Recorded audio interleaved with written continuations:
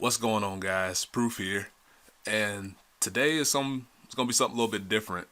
This is a post narration of an exhibition slash showdown match that I had from the Reddit against LefunkDoctor, and there's a backstory behind this.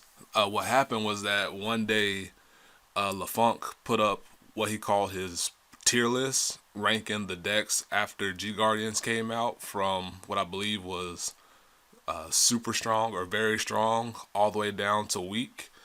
And so I took a look at the tier list and scrolled through it to see where Spike Brothers decks would fall, thinking that they'd be not like the meta decks like some of the other meta like Shadows and whatnot. Excuse me. But when I scrolled down, I saw that he put it under the weak category. And so I asked about it. I was like, Rising Miracle or Rising Nova weak, like on what grounds? And he said something to the effect of, in the games that he's faced it, he never felt any pressure by it. And so I made my counter argument to it. And then one of my subscribers, who's also on the Reddit, Zeronas Vega, he mentioned playing on CFA to like settle the dispute. And after some interaction, it became its own little thing. Like some of the people on the Reddit got hype about it. LefunkDoctor agreed to it, and so I also agreed to it. And so we set a time and made this whole big showdown thing. And I told everybody that I would post narrate it, and so here it is. Of course, me using Rising Miracle, and so it was best 2 out of 3. And I had a feeling what he was gonna be using going into it. And so I'm gonna try to do this without having to slow it down at all, and just keep it going.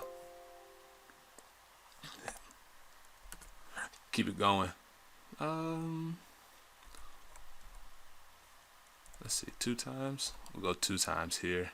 No, we'll go one. And so I had a feeling he'll be using Angel Feathers coming into this, and so no CL in particular. And that deck is pretty annoying for Spike Brothers if they can land a Nurse of Broken Heart onto the field successfully. And so usually your game plan going into it's weird because you kind of want to put pressure on them, but you know that the more damage you give them gives them a chance to abuse no CL skill even more. And so it's like a weird not back and forth, kind of like you want to commit but you don't want to give them too much advantage, because I've had games against one of the guys on the channel, Nice. He plays no CL, and sometimes like he'll end up being at like 3 or 4 damage going into his no CL turn, either by the nature of triggers and whatnot, and then all of a sudden he'll plus 2 or 3 to his hand on top of twin drive or triple drive, and then he may hit a heal or something, and then now he's completely stabilized with extra cards in his hand because of the nature of no CL and her and the decks that she's in. And so you want to be mindful of the damage you give them, and then you also want to be mindful of your gambit, which is for Rising Miracle decks. It's of course the Miracle Ace turn at the end, so you want to tailor your game to set up for that. And so as you can see here, my hand is pretty unspectacular. And so with this hand, it's likely going to be me going into the grade 1 of my PG, and then hoping I can get a grade 2 beforehand, because having a G assist against this deck is not fun at all. And so I call Megatron over to the side because I want to put some pressure down on him, because I don't want him to have a ton of cards in his head. Maybe I can get rid of 1 or 2 along the way if he wants to early guard, or in the case he has a trigger. And so since he put down grade 1 no CL, which is great for me, like the less of her in his hand the better, because she loops. If she can loop with no CL while Broken Heart's on the field, like it'll definitely put a damper on your ability to do your turn. And so he called No Broken Heart to the side, and knowing how dangerous she is to me in this matchup, she has to die. And so he double attacks my rear guard and to limit my counterblast and my options, and that's fine with me. And so I ride into Cobalt Impulse, who's kind of useful in this match, but not the greatest. And I don't know why he didn't protect his broken heart, because he could have easily dropped. I know he wanted to keep a no CL or something in his hand, but I feel her being on the field is more important than the heal or the no CL. Not the ref. I know you want to keep the ref roast. And so he plays the game of staying at 2 because he wanted to feed in more damage. And I hit multiple draw triggers, which is nice for me. Helps me keep pace a little bit more, especially because I missed out on a couple of damage along the way. And so I ride into Rising Nova, and with Mecha Trainer, my usual targets nowadays is Medical Manager or Acrobat Verde, the Stride Enabler, because I want to set up Massive Soul to help ease into the cost of Miracle Ace, so that way I don't put all the pressure on having what's her name? Misery. Oh, it's early. So I don't put all the pressure on having Misery in my hand, and then that way I can still be able to pull off a successful Miracle Ace turn. So with him at 0 damage going into his grade 3 ride, like it's a tough position for me to be in. But I'm gonna be able to end my turn with 9 cards in hand. So I'm setting myself up with extra soul for a big Miracle Ace turn on the back end. That's what you want to shoot for. And Rising Nova helps to set that up amazingly. That's why I enjoy having him in the deck. That's why it's my favorite card in the game right now. Him and Miracle Ace are like 1 and 2 for me right now, personally. Alright, so no triggers, which is fine. Ref roast, that's going to be coming back at some point in time. You don't want the game to go on long enough for a huge ref roast loop to bite you in the butt. And so he's going to go through his normal steps and hopefully doesn't check a no-CL. Even then, he's out of counterblast as it is, so got a handy little plus. He was able to get a card he needed back into his hand. So now, with no CL Stride turn, with her ability to attack multiple times without much investment, that's big for them, annoying for me. And so I guard this because it's an easy attack to guard, and then I take this one on the chin, and then if he hits stand triggers or critical triggers or something, what have you. So he hits a double stand. Hit a heal, which is good for me, but he's going to be swapping out into the bigger pony, if I recall correctly. Yeah, swaps in the bigger pony and then brings Turiel back, which not a bad play at all. So as you can see, his hand is amassing a lot of grade 0 cards. So I had another draw trigger, help pull pieces together. The setup we used was as of set 7 coming, or not set 7, but Fighters Collection coming out. And so it would have been great to have a Gleam right here, but it wasn't released at the time. I can't wait for that card to come out. Holy crap. And so my first Stride turn is kind of awkward because both my Devil Watches are in my hand. Usually I want to call out Devil Watch to help feed myself some soul and some counterblast back. And so now my target is going to be most likely a Dobe, if memory serves me right. And I threw the Heave Weeze in, which is good because I wanted to keep Dobe and Hivemaker on the safe side. I want to keep them in my hand because I can stride with my extra Nova so that I don't have to use them and keep them in my hand.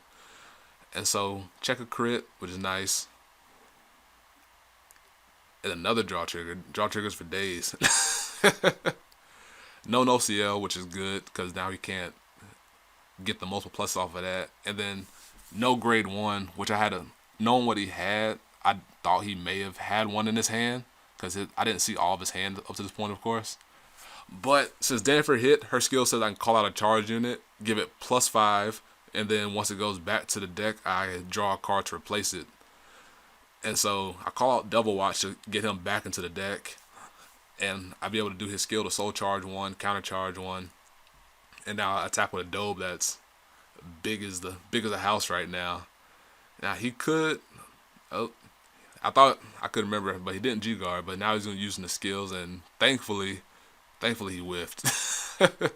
Because usually with no CL decks, I know they play all four or four copies of each one at each grade, so up to 16 are available. And so definitely chances to loop that up.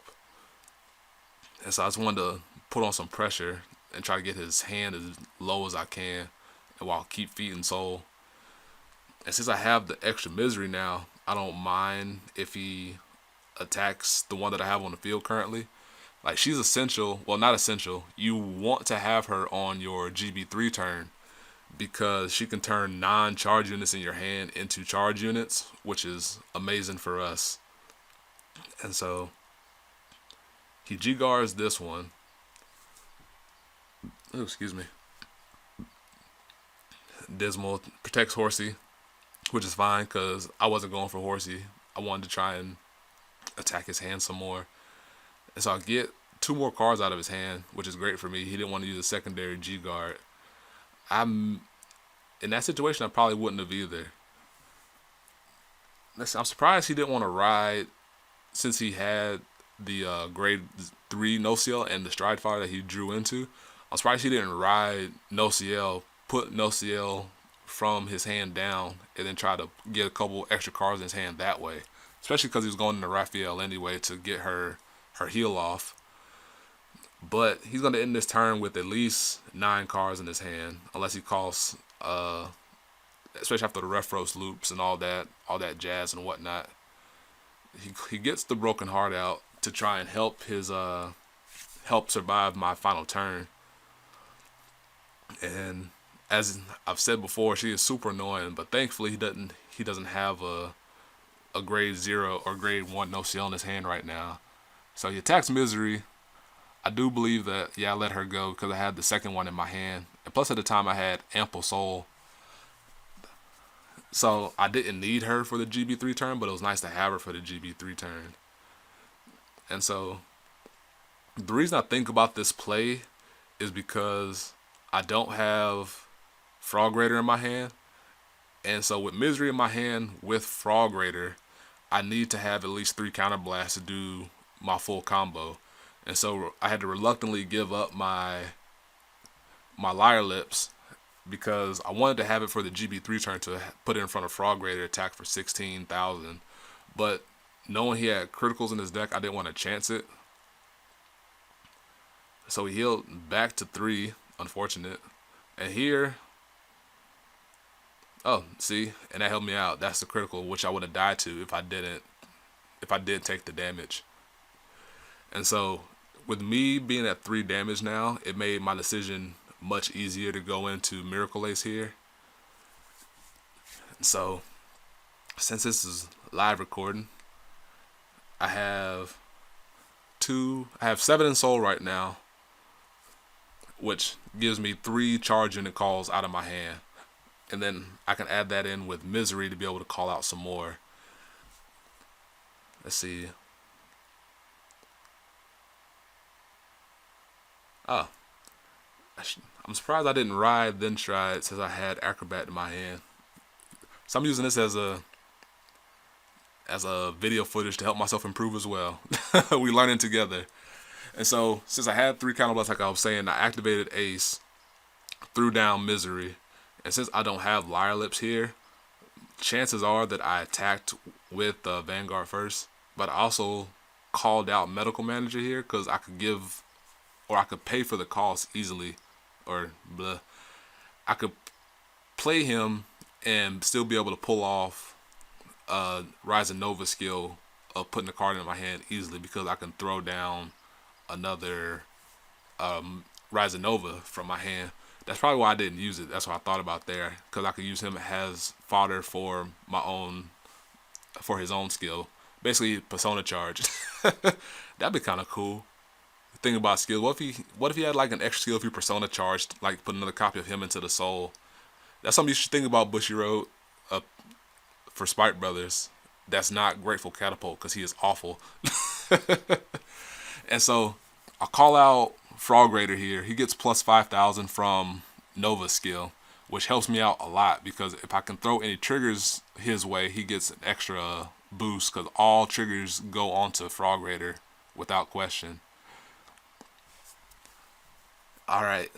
And since Misery is here, I'm likely pulling out the Devil Watch, so that way after her skill I have 2, 4, 6, 8, 2, 4, 6, 8, 9. With Misery is 10.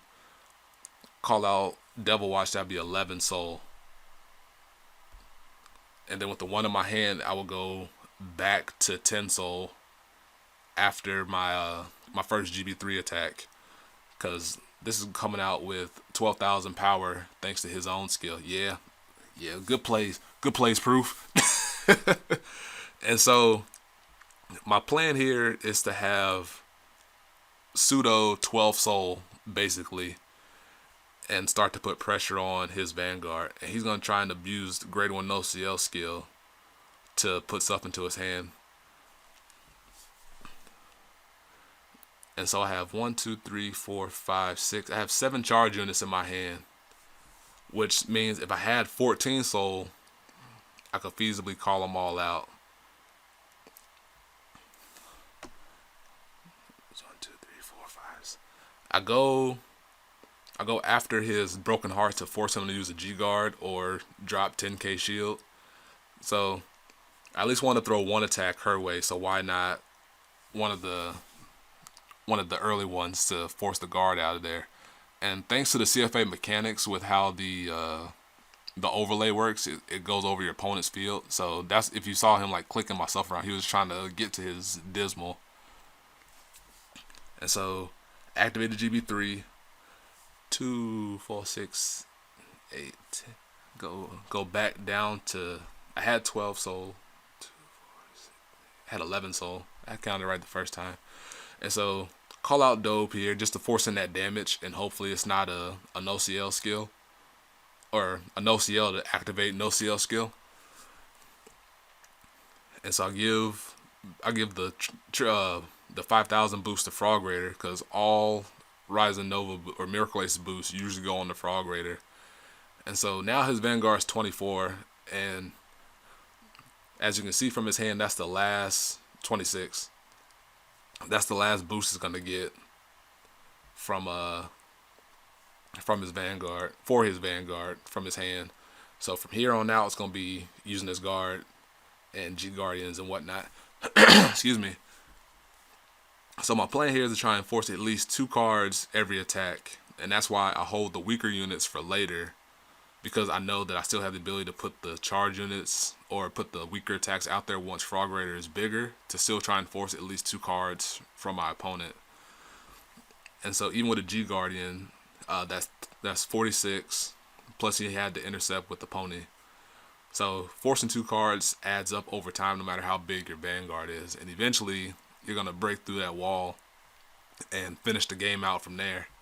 And so now I'll call out Devil Watch, because Devil Watch is going to be attacking for 36, so which is still 2 cards, 39, my apologies, which is still 2 cards from his hand. So if he uses his last G guard, that's fine for me, which he does. I think that may have been what cost him the game right there, just because that G Guardian would have helped him with one of my bigger attacks coming up. But it's kind of hard to predict how many charge units I have in my hand, and there have been times where I haven't had enough, and so I will like stall my turn out, but I couldn't afford that in this case. And like, you can ask Nice, I've had games where I would try to go for my GB3 turn, he would do all his skills with the grade 1 no CL, and then I would pass turn because his Vanguard was too big to even attempt to finish the turn that way. And so 43, that's still going to force at least a 10k or 2 10ks, because if he goes 10k 5k, that's going to be 41. At worst, it's going to be a 10k 5k, and then he has to intercept with Broken Heart, which did her job anyway. So she doesn't have much use anymore, so he can intercept her out the way and be good to go. But from here on out, it's just let him choose his guard, let him react to my flow, and then ideally, since I have no how many charge units I have left, I can go from there. And I was right in that 12 soul meant, or if I had 7 charge units, meant 14 soul. But I have Hive Maker here, which turns my counterblast into 2 soul basically.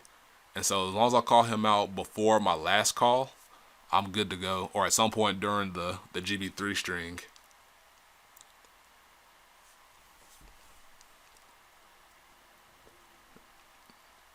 And usually nobody really expects Hive Maker, so once I'm down to like my last counter blast or two, or my last soul blast or two, that's when they throw out the big guard, and then I throw out Hive Maker, and they realize they don't have enough in hand to stop this attack and then the upcoming attack.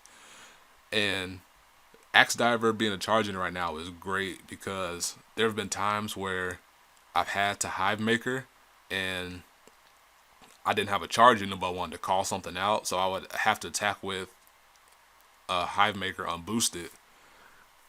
And so in this case I don't have to, since my last unit is Axe Diver that I'm gonna call out, because this is my last 2 soul right here, leaving the soul. Yep, last 2. So I call out Hive Maker here, and then he realizes that all he has left is a PG, because nobody really expects the Hive Maker Inquisition. Oh, bad joke. And so once Hive Maker goes back, I use his counterblast skill to call out a unit from my hand, which is going to be this Axe Diver here. And unfortunately I can't use his skill, but he's still a charge unit, so restands Frog Raider here and attacks for a grand total of 61,000, which he couldn't guard. And so that was game 1. And then I'll be right back with game 2. I might have to go a little bit faster now. Alright, back with game 2. And I sped this one up because now that you guys probably have a general idea how the flow of the game should go, for me personally, I decided just to speed up a little bit. And LeFunk goes second, and so he decides to go the more aggressive route here, which is fine for me because I can counter rush him, which is what I planned on doing. And so losing that early Frog Raider doesn't hurt because I can have ways to search it out. Nice draw. And then I decided to ignore his grade 1 because at worst he'll just throw a unit in front of it. And then I can lose the Heave Weaves for not much of a not much of a loss personally, especially because he has 2 8Ks out right now. It would have been different if he rode no CL, but he couldn't afford to unless he wanted to lose his Turiel. And so guard this attack here. Excuse me. Whew, tired gas. And so I ride Nova, and I have a decent setup, and I could have gone and pulled out a heal trigger right here, but I decided to go for the more conservative play and grab this medical manager here, feed my soul a little bit, and I throw Misery down on the chance that I do hit a draw trigger, or not a draw trigger but a heal trigger. And I wanted to get the no CL out the way. I thought about attacking his Vanguard here, or his rear guard here, to limit his counterblast, but I know he can only get one no CL trigger off because he uses he had to use Serial. Is that her name? Serial? Yeah, Serial, to get his grade 3 that he needed. And that's why I've seen some lists included. And so hit a nice greedy stride here. He goes into Uriel. So attack hits, and he's able to do what he needs to do. I believe I PG'd this one to limit what he can do to me personally. So no CLs for days. So stride with dope here, because in this version of the deck I had 3 of them, so I didn't mind pitching one early. And I can't remember what I did here exactly. I think I go for a little more of an aggressive play by calling out Cobalt Impulse, if memory serves me right. It's been a while since I looked at this game. Yep, look at that. I call out Cobalt, force him to go on my flow, and then give all the Cobalt.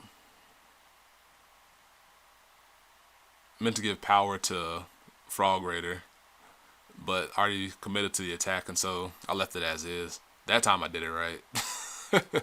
But it's still another card in my hand.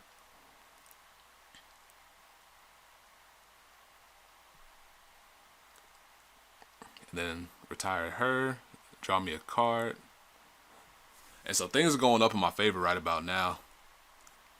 And then I use Misery skill to call out another Devil Watch here. What would have been better was I should have went into Dobe and then attack for a ton of power right there. Because with Dobe coming off of Misery, it would have been 38,000, which would have forced his G guard plus another guard instead of so it would have forced 2 cards instead of just the 1. And so that could have impacted the game right there. So he has to greedy stride again if he wants to stride.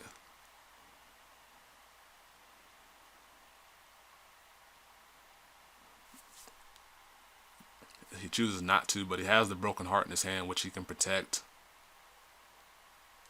And he just keeps flipping because he's trying to add more cards to a hand and add more not broken hearts, but more Grey 1 OCLs because of the combos that she can give with the Broken Heart to help give his Vanguard the chance to survive my attack. And so guard with Liar Lips reluctantly, and with my Devil Watch. Since I had the Misery in my hand, I could do my combo without having to commit to the 3 counterblast play. And I had 6 in my soul right now. So I activate Ace, going through my usual stuff and things. Use my Nova skill, call out Devil Watch again. So that way I can at least use maybe I can get a Hive Maker off top or something like that. Speaking of Hive Maker, so 1.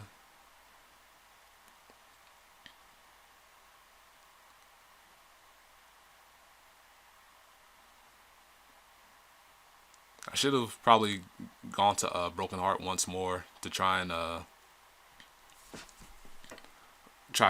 get him to use his G guard, or at least react a little bit differently. And so with the GB3, 2, 4, had 8 in soul, which was 4 charging attacks. And so his Vanguards keep getting bigger and bigger because he has the Grey 1 pieces in his hand.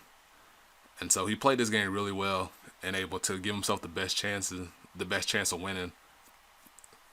And this is why the Grade 1 no CL is just so annoying for the deck, especially you have 2 of them, because he looped them until he gave his Vanguard huge amounts of power. And without a Dobe or a Heave Wheeze, sometimes I'm not able to get the full power going that I need to if I don't get any triggers on the drive checks. And here I made a misplay, kinda, because I had 7 in soul off of Misery. So even if I unflipped here, I wouldn't be able to use Hive Maker because I only had 3 other cards in my hand. I should have called a Dobe there to be able to attack to at least force the PG out of his hand instead of just a little piddly intercept there. And so he would have had 1 less card in his hand, so maybe the G guards may not have been enough. But he played this game really well. I kind of had a small choke. Well, it's not even a small choke. It was a pretty big choke because I was in a position here to be able to win the game on my GB3 turn, but the misplay hurt me more than what he was doing here.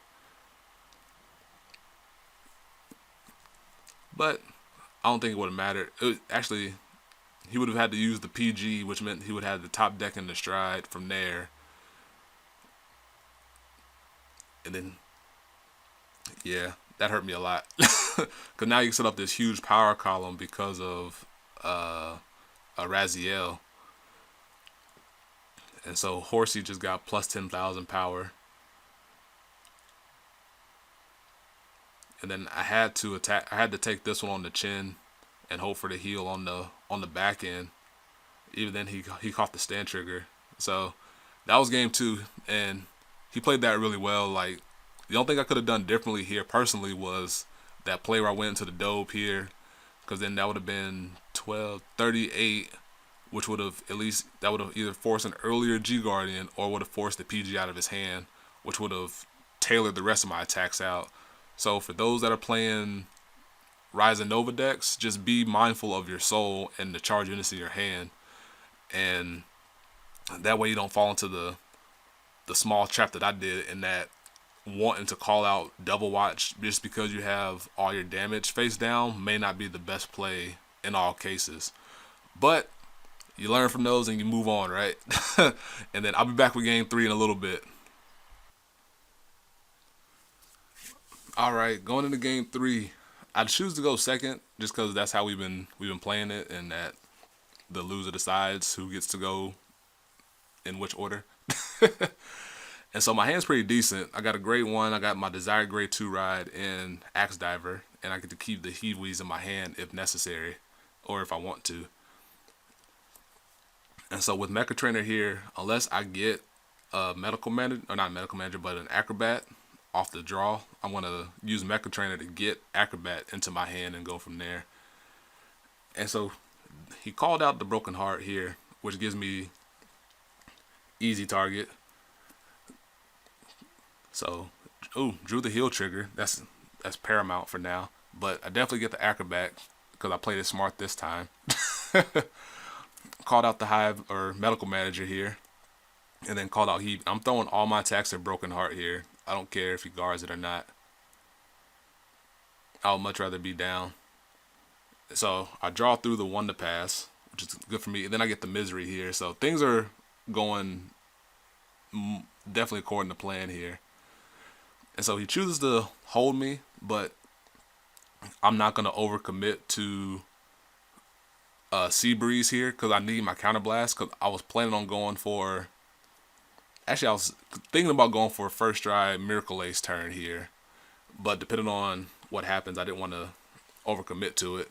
So I hit him with the crit, put him to 3, and then going to 4 now. And then I think he took this one on the chin too because he wanted to save the heal trigger. Yeah, I think it may have been better for him if he used the heal trigger and stayed at 4, but he has the potential to get a huge plus off of his no CL skill, but he whiffed on the first check, which is good for me. And so strides into no CL stride.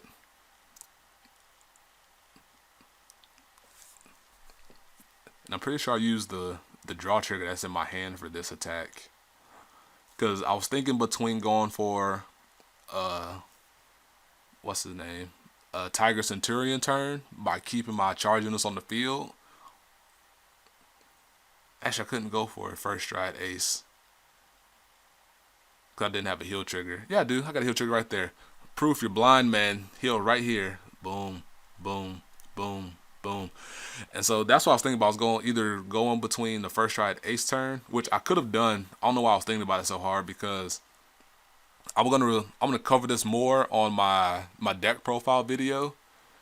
But if I have I had 3 soul here, and then with Lilac here that's 4. With Misery that gives me, with Misery calling Devil Watch and Nova calling Devil Watch, that gives me 4 or 8 soul for 4 charge attacks. And so I thought about going for the Tiger turn until he went no CL strike and set up 2 columns to attack my Vanguard. That's when I audibled into Ace here, and I guard here. This is where Gleam would have been so helpful, because I could have pitched a draw to get a charge unit, and then I could have drew into another charge unit potentially.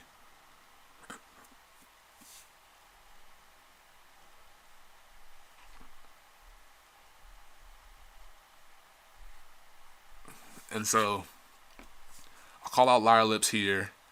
And so I currently only have 1 charge unit in my hand. And so it's kind of a risky play, but he doesn't have Nurse of Broken Heart on the field. And so that's when I was like, whatever, I'm just going for it. Especially because he has the no CL pieces, but he doesn't have the Broken Heart, which is what he needed. And so I just go all in with the dope. Especially because I'm missing the charge units, like I was saying. And from here, like I learned from the last game, and trying to force him to overcommit some guard. And so I only have 2 other charge units plus maybe, so I have 3 more, 1, 2, 3, 4 more attacks incoming here, with Frog Raider getting bigger and bigger.